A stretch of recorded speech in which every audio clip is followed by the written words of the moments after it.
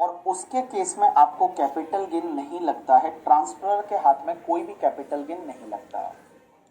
Example के लिए अभी आपने देखा अभिषेक ऐश्वर्या वाला एग्जाम्पल, उसके बाद अपन ने बहुत सारे क्वेश्चन किए थे जिसमें जब भी आप कोई गिफ्ट कर देते हो वहां पे अपन ने कौन कौन से ट्रांजेक्शन पढ़े थे कि जैसे मान लो आपने असेट किसी को गिफ्ट में दे दी, विल में दे दी, इनहेरिटेंस में दे दी, वो ट्रांसफर नहीं माना जाता, कैपिटल गेन नहीं लगता। या किसी एचयूएफ का पार्टीशन हो गया और एचयूएफ के पार्टीशन के बाद असेट मेंबर को बांट दी, या होल्डिंग कंपनी ने सब्सिडरी कंपनी को ट्रांसफर किया, 100% सब्सिडरी ने होल्डिंग को ट्रांसफर किया, अमलगमेशन हुआ, डीमर्जर हुआ, ये सब पढ़ चुके। अब मैं आपके सामने एक एग्जांपल लेने जा रहा हूं, आपका पूरा ध्यान इधर होना चाहिए, सब लोगों का पूरा ध्यान इधर होना चाहिए। तो देखिए एक एग्जांपल लेता हूं। जैसे मान लो एक बंदा है जिसका नाम है डोरेमोन। डोरेमोन को सब जानते हो, एक बंदा है जिसका नाम है डोरेमोन करके, ठीक है। अब एक बात समझना, डोरेमोन बंदा है या बंदी है आई डोंट नो, बट मैं ले लेता हूं बंदा है। डोरेमोन करके एक बंदा है। तो डोरेमोन का ये घर है, चीजों को समझते जाना हम। ये घर है किसका? डोरेमोन का। और डोरेमोन ने ये घर मान लो प्रीवियस ईयर 1-2 में खरीदा था और इसका जो कॉस्ट था वो कॉस्ट था 2 लाख रुपया। अब क्या हुआ कि एक दिन डोरेमोन ने यही वाला घर अपने एक फ्रेंड को गिफ्ट कर दिया। डोरेमोन ने ये वाला जो घर था अपने किसी फ्रेंड को गिफ्ट कर दिया और उस फ्रेंड का नाम है मिस्टर नोबिता। नोबिता को ये वाला घर है ये गिफ्ट कर दिया 14 फेब 2021 को, वैलेंटाइन डे था। दोनों बहुत ही अच्छे फ्रेंड थे और वो फ्रेंड को इसने घर जो था वो घर बेटा गिफ्ट कर दिया। और जिस दिन गिफ्ट किया ना उस दिन उसका स्टैम्प ड्यूटी वैल्यू है वो 20 लाख रुपीस था। उस दिन उसका जो स्टैम्प ड्यूटी वैल्यू है वो स्टैम्प ड्यूटी वैल्यू कितना था? 20 लाख रुपीस था और उसने गिफ्ट कर दिया। अब मेरे दिमाग इधर जोड़ देना, दिमाग पे जोड़ देना, इधर देखो। मुझे एक बात बताइए, मुझे वैलेंटाइन डे पे दोनों ही बहुत अच्छे फ्रेंड थे, उसने इसको ये घर है वो गिफ्ट कर दिया। मुझे एक बात बताइए, मुझे पहले आप डोरेमोन के पॉइंट ऑफ व्यू से सोचिए। मुझे एक बात बताइए, डोरेमोन के हाथ में क्या गिफ्ट है वो ट्रांसफर माना जाता है क्या? आंसर इज नो, ट्रांसफर नहीं माना जाता है। क्या कैपिटल गेन लगता है क्या? Answer is no, due to section 47 की वजह से, जो अभी अपने रिवाइज किया कि जब भी आप किसी को कोई ऐसा गिफ्ट कर दो ये ट्रांसफर ही नहीं माना जाता, कैपिटल गेन लगता ही नहीं है। लेकिन मुझे अब आप नोबिता के पॉइंट ऑफ व्यू से सोच के देखो। अब आप नोबिता की पॉइंट ऑफ व्यू से सोच के देखो, नोबिता को एक हाउस प्रॉपर्टी गिफ्ट में मिल रही है। और एक बात बताइए, जो प्रॉपर्टी आपको गिफ्ट में मिल रही है उसका स्टैम्प ड्यूटी वैल्यू है वो 20 लाख रुपया है। मैं बताऊं यहां स्टैम्प ड्यूटी वैल्यू पर प्रॉपर्टी 50,000 से ज्यादा है। कल हमने वो चार्ट पढ़ा था, चार्ट को दिमाग में लाइए। सबसे पहला मिस्टर आईटी हटला आईटीसी में ये नहीं आता है क्योंकि फ्रेंड से गिफ्ट मिला है, यहां डोरेमोन फ्रेंड है उसका। दूसरी चीज, आपको मनी मूवेबल प्रॉपर्टी और इमूवेबल प्रॉपर्टी में जाइए और इमूवेबल प्रॉपर्टी का जो पहला पार्ट है वो क्या बोलता था कि अगर आपको कोई भी इमूवेबल प्रॉपर्टी गिफ्ट में मिल जाती है और पर प्रॉपर्टी स्टैम्प ड्यूटी वैल्यू 50,000 से ज्यादा है तो ये आपके लिए फुल्ली टैक्सेबल हो जाएगा। तो यहां पे मैं एक बात बताऊं, नोबिता के हाथ में यहां पे सेक्शन 56(2)(10) लग जाएगा। नोबिता के हाथ में यहां सेक्शन 56(2)(10) लग जाएगा आईएफओएस का। और बेटा यहां 56(2)(10) में मैंने आपको बताया था कि अपना अगर पर प्रॉपर्टी गिफ्ट मिलता है और पर प्रॉपर्टी उसका जो स्टैम्प ड्यूटी वैल्यू है वो 50,000 रुपए से ज्यादा है, अगर स्टैम्प ड्यूटी वैल्यू है वो 50,000 रुपए से ज्यादा है, then it is fully taxable. ये आपके हाथ में पूरा टैक्सेबल हो जाएगा, फुल्ली टैक्सेबल हो जाएगा। सो सिंपल वर्ड में बोलूं तो 100 रुपीज 20 लाख का जो एसडीवी है, that 20 lakh is basically taxable in hands of Nobita Nobita के हाथ में ये टैक्सेबल हो जाएगा in previous year 20-21 last year में मिला था 14/5/2021 को, और ये प्रीवियस ईयर में टैक्सेबल हो जाएगा 20-21 में under income from other sources. ये अदर सोर्सेज में नोबिता के हाथ में टैक्सेबल हो जाएगा। मेरे हिसाब से यहां तक आपको कोई डाउट नहीं है, यहां तक आपको कोई डाउट नहीं है। तो देखो, डोरेमोन ने एक प्रॉपर्टी गिफ्ट किया। डोरेमोन को कोई भी कैपिटल गेन नहीं लगता क्योंकि ट्रांसफर नहीं माना जाता, कैपिटल गेन नहीं लगता ड्यू टू 47। नोबिता को इमूवेबल प्रॉपर्टी गिफ्ट में मिली है, पर प्रॉपर्टी एसडीवी 50,000 से ज्यादा है, तो बेटा ये आपके लिए फुल्ली टैक्सेबल हो जाएगा। सो 20 लाख रुपीज है वो नोबिता के हाथ में इनकम फ्रॉम अदर सोर्सेज में टैक्सेबल हो जाएगा। यहाँ पे कोई दिक्कत नहीं, यहाँ तक कोई दिक्कत नहीं है। यहाँ तक समझ में आया? बोलो समझा। यहाँ तक समझ में आया? बोलो समझा, क्योंकि इसके आगे अब कुछ नया पढ़ा रहा हूं। बोलो समझा। प्रीवियस ईयर 20-21 होगा ना, क्योंकि यहाँ 14/5/2021 को मिला है ना, तो प्रीवियस ईयर 20-21 होगा ना। बोलो समझा। यहां तक कोई दिक्कत नहीं, यहां तक कोई दिक्कत नहीं है, यहां तक कोई दिक्कत नहीं। समझा?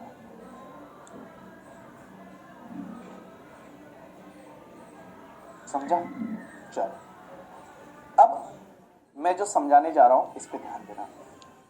क्या हुआ कि नोबिता ने वही वाला प्रॉपर्टी इस साल में सेल कर दिया जो इसको गिफ्ट में मिला था, और नोबिता ने वो वाला प्रॉपर्टी है वो शिजुका को सेल कर दिया। किसको? शिजुका को। और शिजुका को यहां पे सेल कर दिया कब पता है? 19 जुलाई 2021 को शिजुका को ये प्रॉपर्टी सेल कर दिया 19 जुलाई 2021 को, और यहां पे आपका सेलिंग प्राइस है for an example 42 lakh rupees. Nobita ने जो प्रॉपर्टी उसको गिफ्ट में मिलता था, वो गिफ्ट में मिला था, वो प्रॉपर्टी उसने सेल कर दिया किसको? शिजुका को। और शिजुका को कितने में सेल किया? 42 लाख रुपीस में सेल कर दिया। अब मुझे एक चीज बताइए, यहां पे मुझे एक बात बताइए, इस केस में क्या ये सेल ट्रांसफर माना जाता है कि नहीं? Answer is yes. क्या सेल के केस में कैपिटल गेन लगेगा? क्या? Answer is yes. किसके हाथ में लगेगा? नोबिता के हाथ में, बिकॉज नोबिता तुम्हारी क्या है? प्रेजेंट ओनर है। जो नोबिता है वो नोबिता आपका प्रेजेंट ओनर है, उसके हाथ में कैपिटल गेन लगेगा। अब मुझे एक बात बताइए, जब आप कैपिटल गेन का कैलकुलेशन करने जाएंगे तो प्रीवियस ईयर 21-22, असेसमेंट ईयर 22-23 में कैपिटल गेन लगेगा जिस ईयर में सेल किया। मुझे सबसे पहला क्वेश्चन यहां पे ये आता है कि sir full value of consideration क्या ले ले? 42 लाख जितने में सेल किया। लेकिन यहां क्वेश्चन ये आता है कॉस्ट ऑफ एक्विजिशन क्या ले? आप मुझे बताइए कॉस्ट ऑफ एक्विजिशन लॉजिकली क्या लेना चाहिए? अभी तक के नॉलेज के हिसाब से बता दीजिए, कॉस्ट क्या लूं मैं? प्रीवियस ओनर का कॉस्ट ले लूं, या नील कॉस्ट ले लूं, या जिस पे टैक्स भरा था 20 लाख रुपया ये कॉस्ट बना दूं? आप मुझे बताइए लॉजिकली क्या होना चाहिए? आपने क्या पढ़ा हुआ है उसको एक बार के लिए गोली मारिए। लॉजिकली कॉस्ट क्या लेनी चाहिए? यहां पे कॉस्ट लॉजिकली क्या लेनी चाहिए? प्रीवियस ओनर का 2 लाख, या फिर आपका ये 20 लाख जिस पे आपने टैक्स भरा, या फिर आपको नील लेनी चाहिए? अब एक बात बताइए, अब तक अपन ने जो पढ़ा वैष्णवी, अब तक अपन ने जो पढ़ा, कैपिटल गेन पूरा टॉपिक कर लिया। कैपिटल गेन, पूरे कैपिटल गेन में हम यही सीखते आए थे। पूरे कैपिटल गेन में हमने ये सीखा था कि आपको कॉस्ट लेना चाहिए प्रीवियस ओनर का, क्योंकि वहां पे सेक्शन 49(1) बोलती थी कि प्रीवियस ओनर का कॉस्ट लेना है, पीरियड ऑफ होल्डिंग भी प्रीवियस ओनर से, इंडेक्सेशन भी प्रीवियस ओनर से। अब मुझे एक चीज बताइए, मैं आपसे एक सिंपल सा क्वेश्चन पूछता हूं कि एक बात बताइए, अगर आप नोबिता के हाथ में ये 2 लाख रुपया कॉस्ट लेते हैं, तो मैं बताऊं यहां मान लो आपने 2 लाख रुपीज कॉस्ट लिया सब्जेक्ट टू इंडेक्सेशन, तो यहां टैक्स कितने पे लगेगा? 40 लाख पे कैपिटल गेन लगेगा। यहां 40 लाख है, 40 लाख पे आशुतोष कैपिटल गेन लगेगा। लिखना छोड़ दीजिए, आप इधर देख लीजिए। एक बात बताइए, अगर आप प्रीवियस ओनर का 2 लाख कॉस्ट ले लेते हैं तो यहां पे आपका 40 लाख है वो उस पे कैपिटल गेन लगेगा सब्जेक्ट टू इंडेक्सेशन।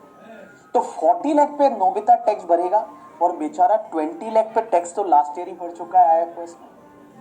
20 लाख पे टैक्स तो लास्ट ईयर ही भर चुका है और अब 40 लाख पे और टैक्स भरो, मतलब नोबिता को टोटल टैक्स कितने पे लगा? 60 लाख पे लगा। क्योंकि जब गिफ्ट मिला तब भी तो टैक्स लगा था, कितने पे? 20 लाख पे। और दूसरी चीज, सर यहां 40 लाख पे अब टैक्स और लगा लो तो 60 लाख पे टैक्स लग गया। इस बेचारे को फायदा ही कितना हुआ है पता है? नोबिता ने जब ये बेचा तो फायदा ही 42 लाख का हुआ है और आप 60 लाख पे टैक्स ले लोगे, ये तो गलत हो जाएगा ना। तो यहां लॉ मेकर्स क्या बोलते हैं समझना, कि जब भी आपको कोई असेट गिफ्ट में मिलती है तो अपन ने सीखा हुआ है कॉस्ट किसका लेने का? प्रीवियस ओनर का।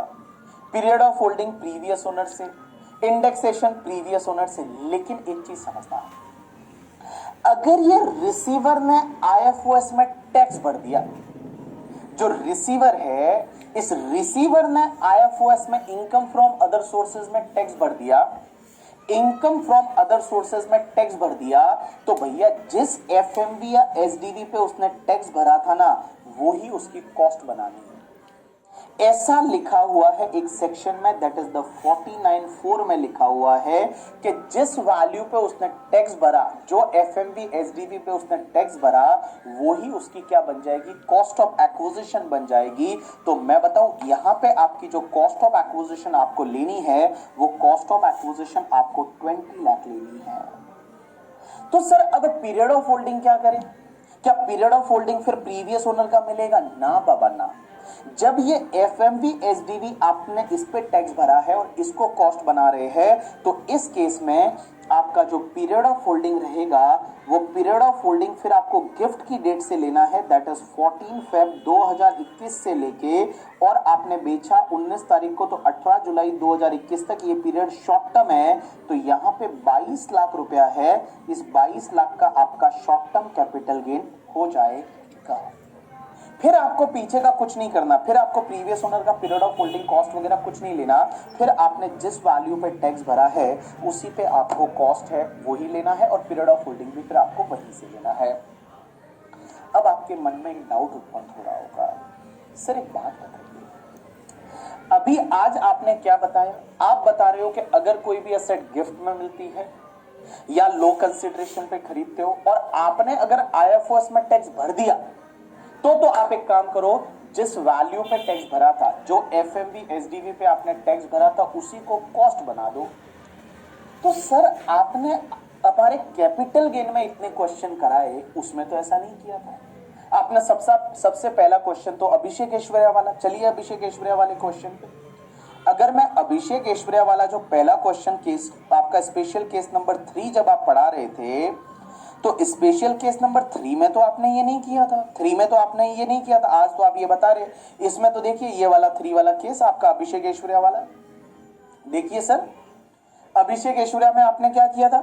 अभिषेक ने ऐश्वर्या को गिफ्ट किया था सेट, ट्रांसफर नहीं माना गया, कैपिटल गेन नहीं लगा, ऐश्वर्या के हाथ में कैपिटल गेन लगा, तो ऐश्वर्या के हाथ में कॉस्ट आपने ले लिया। यहाँ पे ये बोलते हो आप प्रीवियस ओनर का 5 लाख लीजिए, तो फिर वहां पे वैसा क्यों नहीं किया था साईरा? उसका रीजन समझना, जानबूझ के मैंने ये एग्जांपल हस्बैंड वाइफ का लिया था, मैंने ये जानबूझ के, ये जो एग्जांपल है ये हस्बैंड वाइफ का लिया था। और आप मुझे बताइए, जब आप हस्बैंड वाइफ है तो आपको आईएफओएस में टैक्स लगेगा क्या नहीं लगेगा? और जब आपको आईएफओएस में टैक्स नहीं लगेगा तो आप कॉस्ट किसका लेंगे? प्रीवियस ओनर का। पीरियड ऑफ होल्डिंग किसका लेंगे? प्रीवियस ओनर का। और इंडेक्सेशन किसका लेंगे? प्रीवियस ओनर का। तो यहां जानबूझ के मैंने अभिषेक और ऐश्वर्या को दोनों एक हस्बैंड वाइफ का केस लिया था। तो आप मुझे बताइए, जब अभिषेक ने ऐश्वर्या को गिफ्ट किया था तो ऐश्वर्या को तो अपने हस्बैंड से गिफ्ट मिला था, तो 56(2)(10) लगा ही नहीं होगा। और जब 56(2)(10) लगा ही नहीं होगा तो फिर क्या होगा? कॉस्ट टू प्रीवियस ओनर लेंगे, period of holding previous owner का लेंगे, और इंडेक्सेशन भी किसका लेंगे? प्रीवियस ओनर का। फिर तो सर अब अपन सब प्रीवियस ओनर का लेंगे, तो मैं बताऊं आप दिमाग को कैसे चलाएंगे? आप दिमाग को ऐसे चलाएंगे कि सर एक बात बताइए, यहां पे आप दिमाग को कैसे चलाएंगे, आप ऐसे सोचेंगे कि पहले जब आपको कोई गिफ्ट मिला तो क्या आपने आईएफओएस में टैक्स भरा या नहीं? अगर आईएफओएस में टैक्स लगा, आईएफओएस में टैक्स लगा तो क्या हो जाएगा, जिस एफएमवी एसडीवी पे टैक्स भरा वही कॉस्ट ले लीजिए।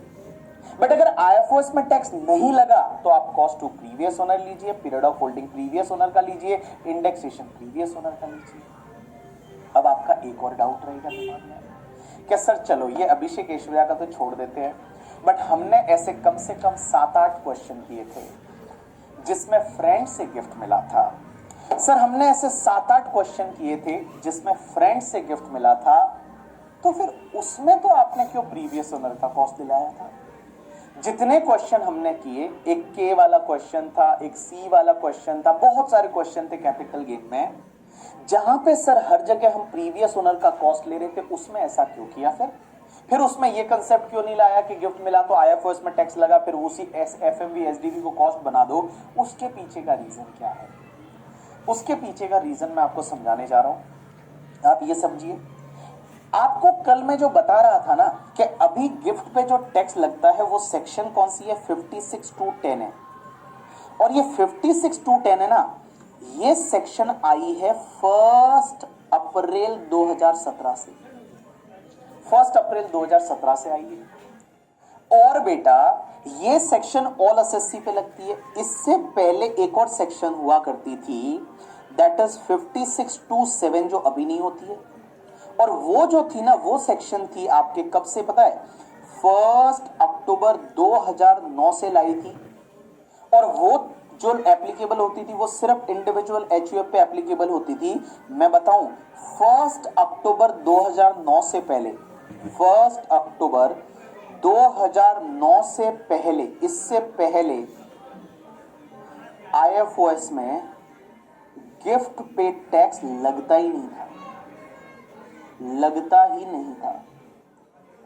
एक बात बताइए, लगता ही नहीं था गिफ्ट पे टैक्स 1 अक्टूबर 2009 से पहले। अभी आपके लिए 56(2)(10 है, वो तो कब से, 1 अप्रैल 2017 से बाद, 1 अप्रैल 2017 है। उसके बाद, उसके पहले एक सिमिलर सेक्शन और हुआ करती थी जो 56(2)(7 थी, जो सिर्फ इंडिविजुअल एचयूएफ पे लगती थी। अरुण जेटली ने बोला लोग चीटिंग करते हैं और इंडिविजुअल एचयूएफ जो गिफ्ट लेते हैं, नहीं बाकी लोग भी लेने लग जाते हैं, कंपनी बना के, पार्टनरशिप फॉर्म बना के, तो उन्होंने लगा लिया सब एसएससी पे, ऑल एसएससी पे लगा लिया। मैंने बताया कल, मैंने बताया था चिदम्बरम जी ने गिफ्ट पे टैक्स लगाया था 2009 से। आप मुझे देखोगे ना, आप जितने भी क्वेश्चन देख लो जो मैंने आपको कैपिटल गेन में कराए जिसमें कॉस्ट टू प्रीवियस ओनर लिया है, उसमें हर जगह जो गिफ्ट है ना, वो गिफ्ट मिला है 1 अक्टूबर 2009 से पहले। आप किसी भी क्वेश्चन को गिफ्ट वाले को देख लीजिए कैपिटल गेन में, जहां मैंने प्रीवियस ओनर का कॉस्ट लिया है, वहां गिफ्ट की डेट देखिएगा, आपको 1 अक्टूबर 2009 से पहले वाली मिलेगी। तो 1 अक्टूबर 2009 से पहले तो आईएफओएस में टैक्स ही नहीं लगता था, तो इसके लिए हम क्या ले रहे थे, cost to previous owner, period of holding previous owner का, इंडेक्सेशन प्रीवियस ओनर का। आप समझ रहे हैं मेरी चीजों को, लॉजिक को आप समझ रहे हैं कि गिफ्ट में टैक्स ही मैंने आपको कल क्या बताया, पी चिदम्बरम जी लेके आए थे। और पी चिदम्बरम जी 2009 में ये लेके आए थे। उससे पहले गिफ्ट पे टैक्स लगता ही नहीं था, उससे पहले गिफ्ट पे कोई टैक्स लगता ही नहीं था इनकम टैक्स में। तो भैया पहले जब गिफ्ट पे टैक्स नहीं लगता था तो हम क्या करते थे, cost to previous owner, period of holding previous owner, indexation previous owner का। क्योंकि अगर आप कैपिटल गेन में क्वेश्चंस देखेंगे, जो मैंने आपको बहुत सारे क्वेश्चंस कराए थे जिसमें अपन ने प्रीवियस ओनर की कॉस्ट ली थी, जिसपे अपन ने प्रीवियस ओनर की कॉस्ट ली थी, जैसे मैं आपको एग्जांपल के लिए 2-3 क्वेश्चन बता देता हूं। जैसे आप देख लीजिए, ये क्वेश्चन नंबर आपका, क्वेश्चन नंबर 34 देखिए। ये क्वेश्चन नंबर 34 जो है ऑन द पेज नंबर, अगर आप चाहे तो आप देख सकते हैं पेज नंबर 121 पे। देखिए क्वेश्चन नंबर 34, यहां क्या दे रखा था कि राकेश ने परचेज की थी एक प्रॉपर्टी 1999 में, और उसके बाद देखिए राकेश ने गिफ्ट कब किया, तो देखिए यहां पे ही gifted the house property on 15 June 2006। तो देखिए 1 अक्टूबर 2009 से पहले है, तो आईएफओएस में टैक्स लगा ही नहीं था। ऐसे का ऐसे अगर मैं इसके पहले के जितने भी क्वेश्चंस बताऊं, जहां जहां गिफ्ट था आप देखेंगे हर जगह मैंने गिफ्ट की जो डेट है वो 1 अक्टूबर 2009 के पहले के लिए रखी है, क्योंकि वहां पे आईएफओएस में टैक्स लगता ही नहीं था। क्वेश्चन नंबर 16-17 में भी ऐसा ही था। देखिए 16-17 जो था वो आपका 16-17 जो था, हाँ 16 वाला जो क्वेश्चन था, देखिए यहाँ पे क्या हुआ, इसने इसको गिफ्ट दिया था और ये गिफ्ट कब दिया था आप देखेंगे क्वेश्चन नंबर 16 में। तो मैं अगर 16 में बताऊंगा तो के gifted the house to D on the January 2009। तो देखिए जनवरी 2009 आपके 1 अक्टूबर 2009 से पहले ही था, तो उस केस में आईएफओएस में टैक्स नहीं लगा। तो मैं बताऊं आपको इतना डीप में याद रखने की जरूरत नहीं है, आप अभी सिर्फ इतना याद रखेंगे कि अगर कोई गिफ्ट मिला और अगर आईएफओएस में टैक्स लग गया, आपको सिर्फ इतना याद रखना है कि अगर कोई गिफ्ट मिला कैपिटल असेट और आईएफओएस में टैक्स लग गया तो भैया जिस वैल्यू पे टैक्स लगा था, जिस एफएमवी एसडीवी पे टैक्स लगा था, वही तुमको अपनी क्या बनानी है, कॉस्ट बनानी है उस कैपिटल असेट की। चलिए जैसे मैं लिखवाता हूं वैसे आप पहले लिखिए, उसके बाद अपन बहुत सारे ढेर सारे एग्जांपल करेंगे।